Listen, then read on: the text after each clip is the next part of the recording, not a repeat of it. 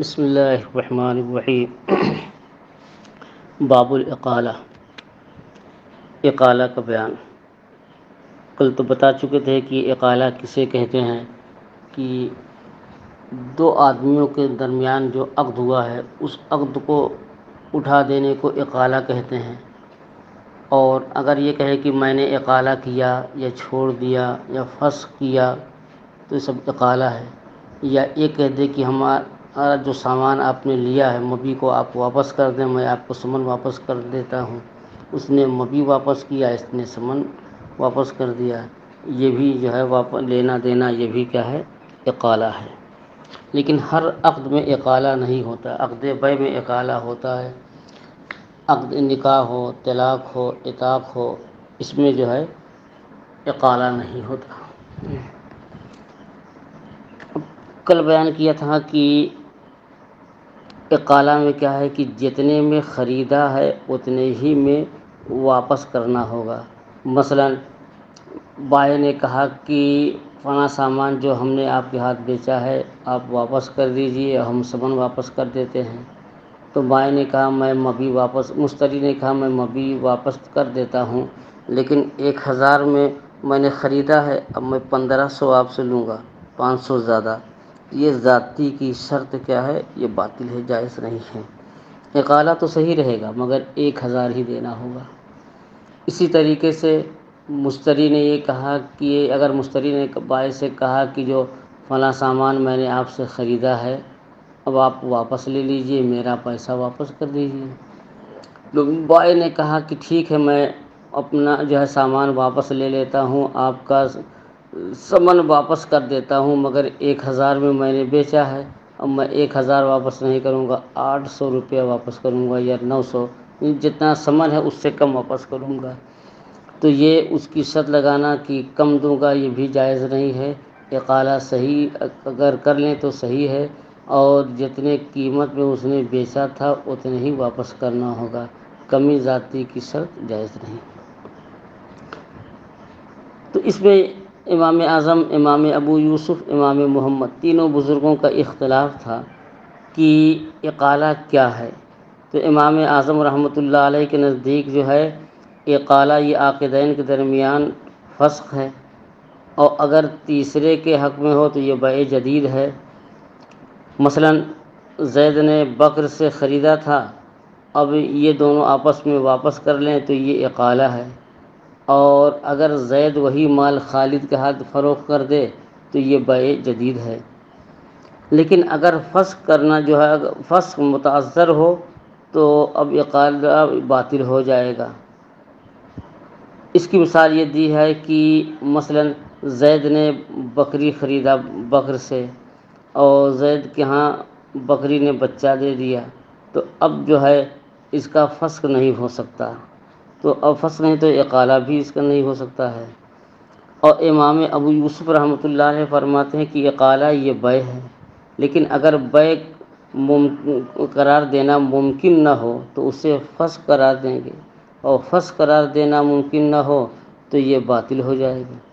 تو اولاً کہتے ہیں کہ یہ بیع میں کیا ہوتا ہے کہ مبادلۃ المال بالمال بالتراضی، کی آپسی رضامندی سے مال کا تبادلہ مال سے ہوتا ہے۔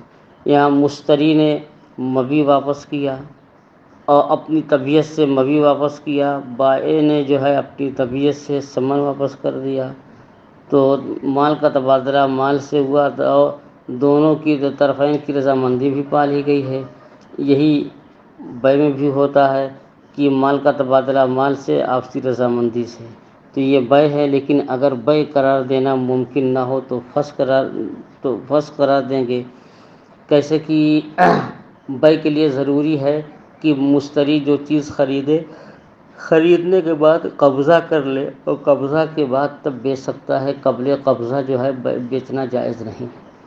تو یہاں زید و بکر نے آپس میں خرید و فروخت کیا، ابھی زید نے مبی پر قبضہ نہیں کیا تھا، مبی جو ہے بکر ہی کے پاس ہے، اور اس نے کہا ایسا ہے کہ جو ہم لوگوں نے بیع کیا ہے فسخ کر لیں اور یہ معاملات ختم کر دیں، تو بکر نے کہا ٹھیک ہے ختم کر دیجئے، اب مبی جو ہے میں اپنے ہی پاس رکھوں گا، اور آپ سمن بھی اپنے پاس رکھیے، نہ ہم بھی آپ کے حوالے کریں گے، نہ آپ سمن ہمارے حوالے کیجیے گا۔ تو اس کو بیع قرار دینا ممکن نہیں۔ کیوں؟ اس لیے کہ جب مشتری نے خریدنے کے بعد اس پر قبضہ نہیں کیا ہے تو قبضہ سے پہلے بیچنا جائز ہی نہیں ہے۔ تو یہ بیع تو قرار نہیں دے سکتے۔ جب بیع قرار نہیں دے سکتے تو اسے فسخ کہیں گے۔ تو اولاً امام ابو یوسف کے ہاں اقالہ یہ فسخ ہے، نہیں بیع ہے، اور اگر بیع قرار دینا ممکن نہ ہو تو فسخ قرار دیں گے۔ لیکن اگر فسخ قرار دینا بھی ممکن نہ ہو تو اب اقالہ ہی باطل کر دیں گے۔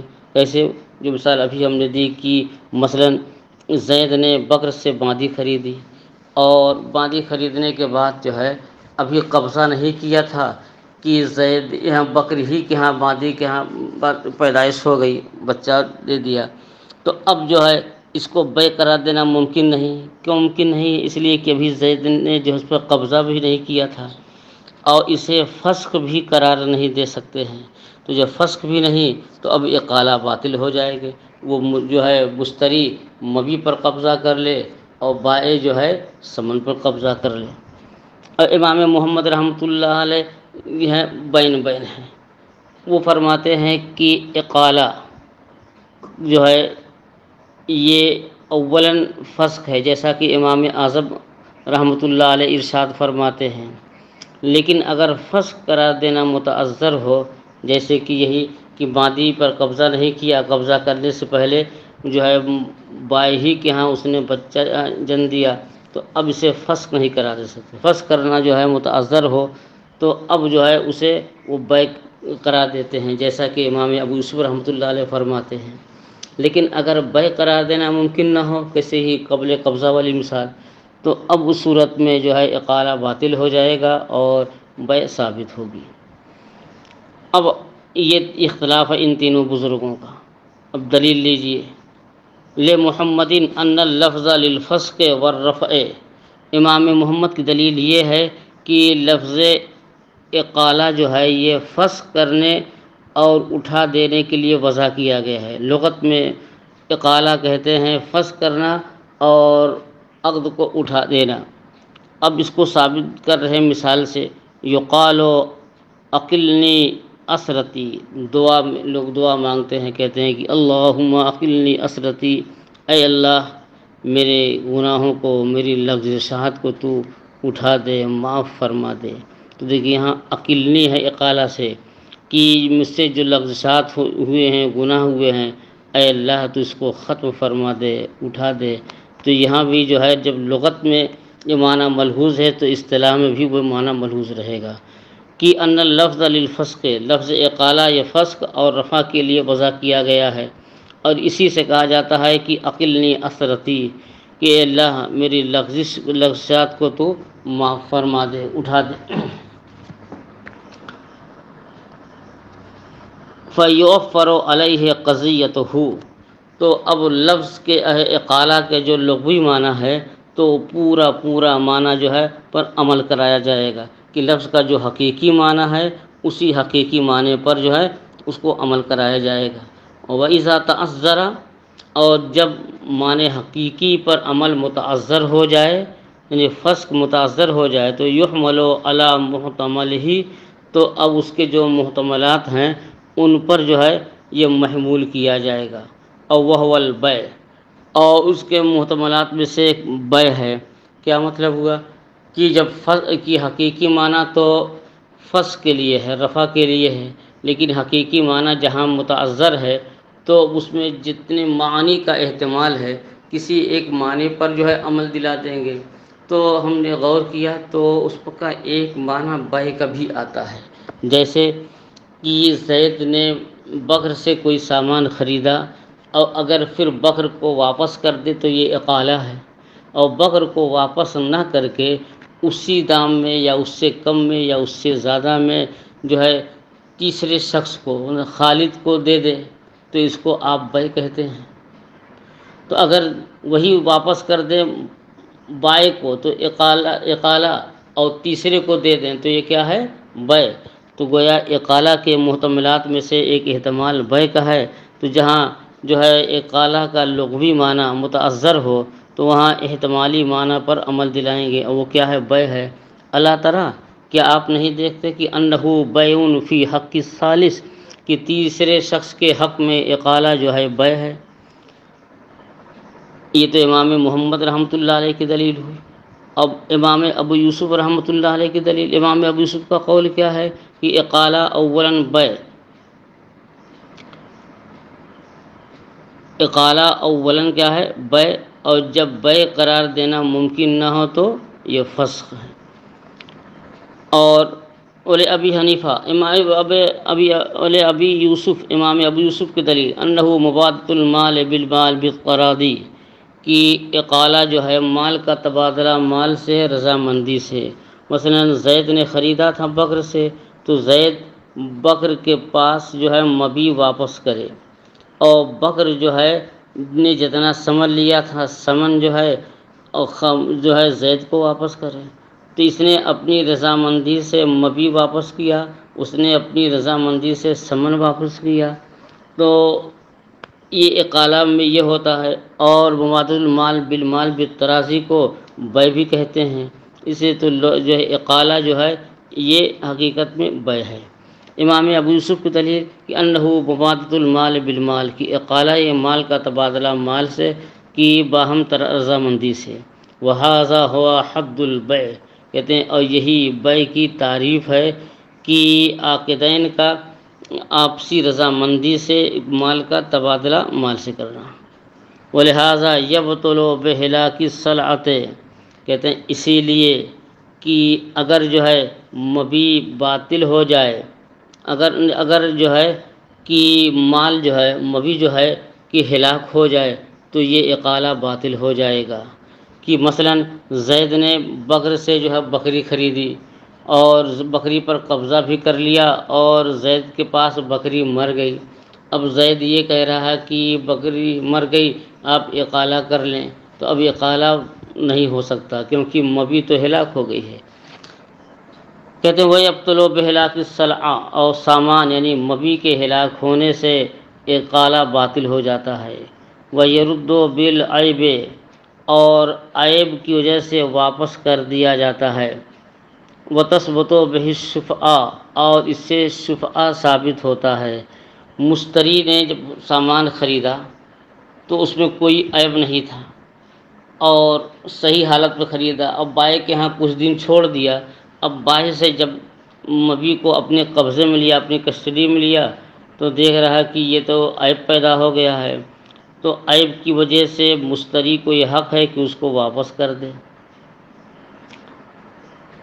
اور زید نے اپنا کھیت، اپنی زمین فروخت کی بکر کے ہاتھ، تو اب فروخت کرنے کے بعد جب بکر کی ملکیت ہو گئی تو اب جو پڑوسی ہے، پڑوسی کو حق شفعہ حاصل ہو جاتا ہے۔ جیسے بے میں ہوتا ہے ایسے ہی اقالہ میں بھی حق شفعہ ثابت ہوتا ہے۔ تو فرماتے دیکھیے کہ بے کے جتنے معاملات ہیں، مثلا جیسے مبی ہلاک ہو جائے مشتری کے پاس تو اب واپسی باطل ہو جاتی ہے، اور اگر جو ہے بائع کے پاس مبی میں عیب پیدا ہو جائے تو مشتری عیب کا عوض واپس لے سکتا ہے۔ اور جیسے بے سے جو ہے حق شفعہ ثابت ہوتا ہے، ایسے اقالہ سے بھی حق شفعہ ثابت ہوتے ہیں۔ تو ایسے جو جتنے حقوق احکام جو ہے بے کے ہیں وہی احکام اقالہ کے بھی ہوتے ہیں۔ تو اس سے ثابت ہوا کہ اقالہ جو کیا ہے بے ہے۔ وَهَذِهِ أَحْكَامُ الْبَيْعِ، اور یہ سب بے کے احکام ہیں۔ یہ تو امام ابو یوسف کی دلیل ہوئی۔ ولی ابی حنیفہ امام الائمہ کی دلیل کہ ان اللفظ ينبئ عن الفسق والرفع، جو امام محمد کی دلیل ہے وہی امام اعظم کی بھی دلیل ہے۔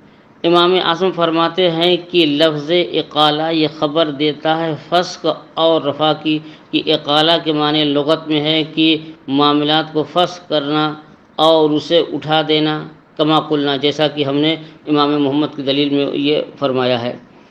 تو والاصل اعمال الالفاظ فی مقتضیاتها الحقیقیہ، اور اصل کلی یہ ہے کہ لفظ کو اس کے معنی جو ہے حقیقی پر عمل دلایا جائے، اس کے مقتضیات حقیقی پر عمل دے۔ ہاں جہاں معنی حقیقی متعذر ہو تب معنی مجازی کی طرف رجوع کریں گے۔ ولا یحتمل ابتداء العبد، ابتدال عقد، اور یہ جو ہے امام محمد رحمۃ اللہ علیہ نے جو فرمایا تھا، امام ابو یوسف نے بھی فرمایا تھا کہ یہ کہ بے میں کیا ہوتا ہے، مبادل المال بالمال، مال کا تبادلہ مال سے، اور اقالہ میں بھی مال کا تبادلہ مال سے ہوتا ہے، اس لیے جو ہے اسے بے قرار دیں گے۔ تو اس کا جواب دے رہے ہیں کہ اور امام محمد نے فرمایا کہ جب فسخ قرار دینا ممکن نہ ہو تو بے قرار دے دیں گے۔ تو ان دونوں بزرگوں کی دلیل کا جواب کہتے ولا یحتمل ابتداء العقد، اور اقالہ جو ہے ابتداءً جو ہے عقد کا احتمال نہیں رکھتا، لے یحمل علیہ، تاکہ جو ہے ابتدائی عقد پر محمول کیا جائے، اندہ تعذرہ، فسخ کے متاثر ہونے کی وجہ سے، انہ ضدہ، کیونکہ جو ہے کہ عقد جو ہے اقالہ کی ضد اپوزٹ ہے، واللفظ لا یحتمل ضدہ، اور لفظ جو ہے اپنے ضد کا احتمال نہیں رکھتا، وتعین البطلان، تو اب اقالہ کے باطل ہونا متعین ہو گیا۔ کیا فرماتے ہیں کہ معنی حقیقی اور معنی مجازی، کہ لفظ جو ہے معنی حقیقی پر عمل دلائیں گے، اگر معنی حقیقی کسی وجہ سے دشوار ہو جائے تو معنی مجازی مراد لیتے ہیں، لیکن معنی مجازی اور معنی حقیقی میں کچھ مناسبت ہوتی ہے۔ جیسے آسمان بول کر کے بلندی لے لیں کہ آسمان بھی بلندی پر ہے اور سر کے اوپر بھی بلندی ہے، تو لفظ کا جو ہے معنی مجازی اور حقیقی میں کچھ ربط اور تعلق ہوتا ہے کہ اگر آسمان بول کر کے زمین مراد نہیں لے سکتے، کیونکہ زمین اور آسمان دونوں ایک دوسرے کے اپوزٹ ہیں۔ تو جب دونوں ایک دوسرے کے اپوزٹ ہوں اور ضد ہوں، تو اب جو ہے اس مان جو ہے اس کے جو ضد ہیں تو ضدی معنی پر محمول نہیں کر سکتے ہیں، اور جب معنی حقیقی متاثر ہو تو معنی مجازی کی طرف جاتے ہیں، لیکن اس کی وجہ کیا ہے کہ دونوں میں کچھ نہ کچھ مناسبت ضرور ہوتی ہے۔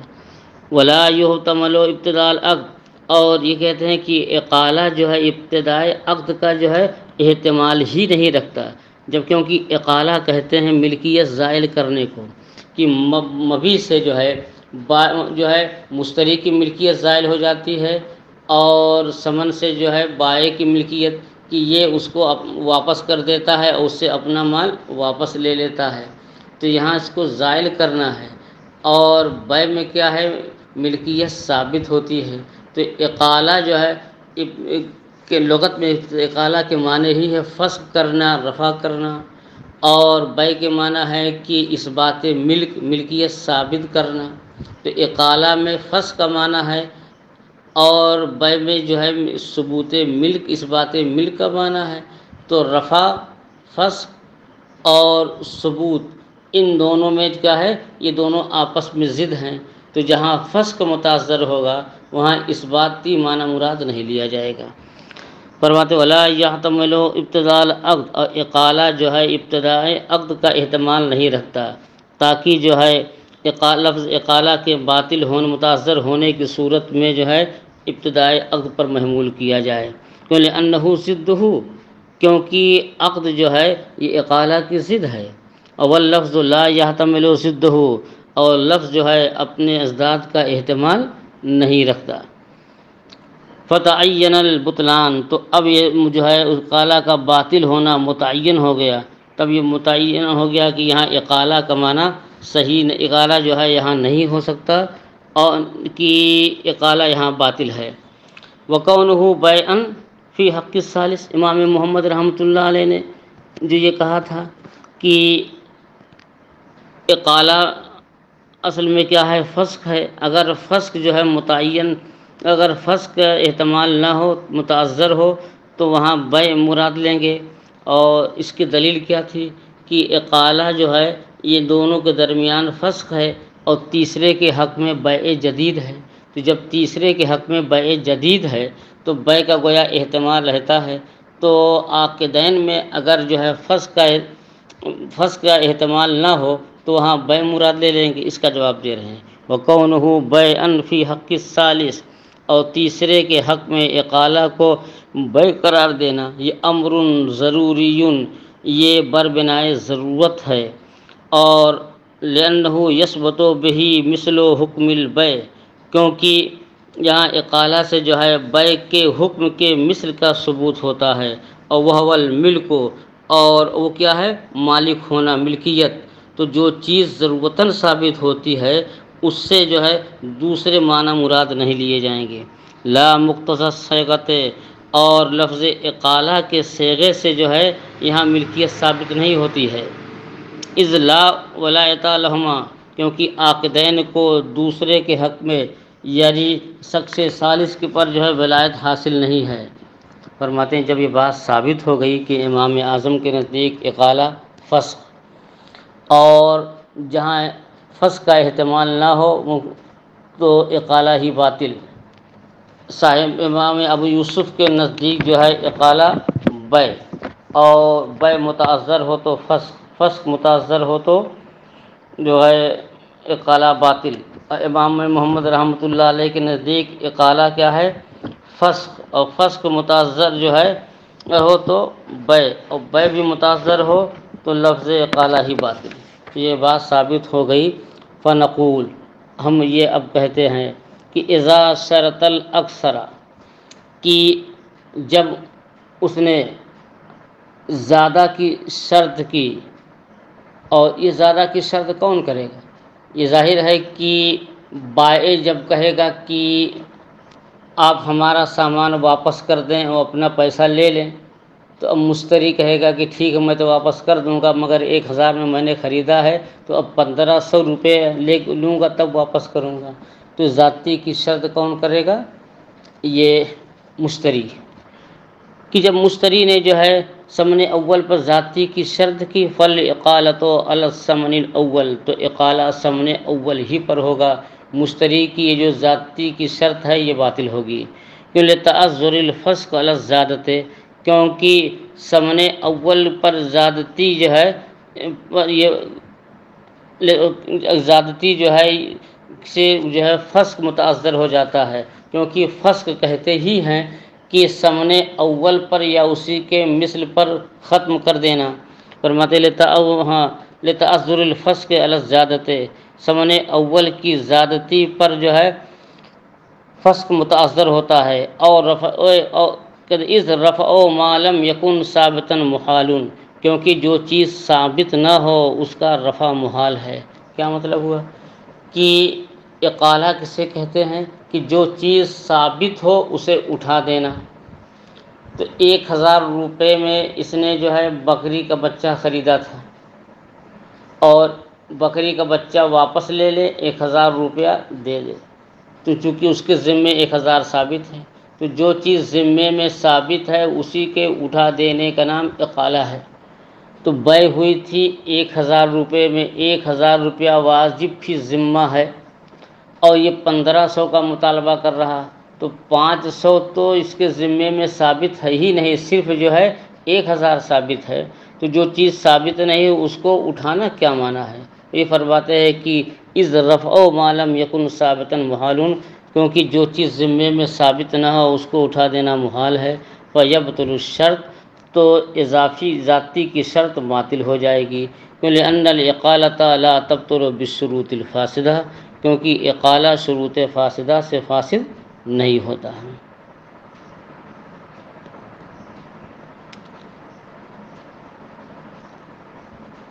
بخلاف البیع، کہتے ہیں برخلاف بیع کے، کہ لأن الزیادۃ یمکن اثباتها فی العقد، کیونکہ اس میں جو ہے زیادتی ثابت کرنا ممکن ہے۔ ويتحقق الربا، تو اب اس میں ربا کا بھی تحقق ہوگا، کیونکہ وہ ذاتی جو خالی عن العوض ہو اسی کو ربا کہتے ہیں، تو وہاں ربا کا تحقق ہوگا۔ لیکن اما ما لم یمکن اثباتها فی الرفع، لیکن جو اس کا جو ہے جو چیز ثابت ہی نہ ہو اس کو رفع میں فسق میں ثابت کرنا یہ محال ہے۔ وقضا اذا شرط العقل، اور ایسے ہی اگر کسی نے عقل کی شرط کی تو وہ بھی محال ہے، وہ بھی باطل ہے۔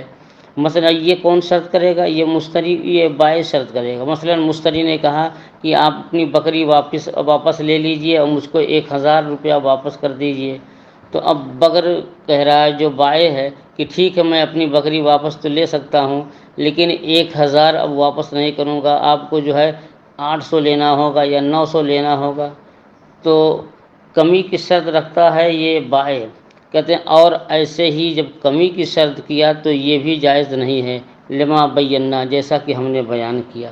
ہاں ایک صورت ہے کہ کمی کرنے کی، مثلا مشتری کے قبضہ کرنے کے بعد جو ہے مبیع میں کچھ عیب پیدا ہو گیا، بائع نے دیا تھا تو عیب سے بری تھا، اور مشتری کے قبضے میں رہتے ہوئے مبیع میں عیب پیدا ہو گیا، تو اب عیب کی وجہ سے جو نقصان ہوا، مثلا اس بکری کی قیمت تھی 1000، لیکن جو عیب پیدا ہوا ہے اب 1000 میں کوئی نہیں لے گا، جو بھی لیں گے 800 سے زیادہ میں نہیں، تو اب بائع یہ کہہ سکتا ہے کہ اب میں بھی 800 دوں گا کیونکہ اس میں عیب پیدا ہو گیا ہے، مگر یہ کہ مبیع میں عیب پیدا ہو جائے، فَحِينَئِذٍ جَازَتِ الْإِقَالَةُ بِالْأَقَلِّ، تو اس وقت جو ہے کہ ثمن اول سے اقل پر اقالہ جائز ہے، کہ لأن الحق یجلو بإزاء ما فات بالعیب، کیونکہ یہاں جو ہے ثمن اول سے کم کرنا یہ اس کے مقابل کر دیا جائے گا کہ عیب کی وجہ سے جو وصف